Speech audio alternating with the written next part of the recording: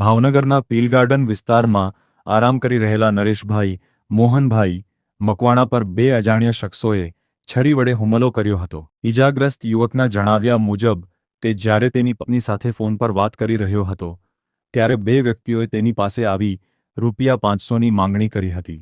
પૈસા આપવાની ના પાડતા ઉશ્કેરાયેલા હુમલાખોરોએ યુવક પર છરીના ઘા ઝીંકી દીધા હતા, જેમાં તેને ઈજાઓ પહોંચી છે। ઈજાગ્રસ્તને તાત્કાલિક સારવાર માટે સરટી હોસ્પિટલ ખસેડવામાં આવ્યો હતો।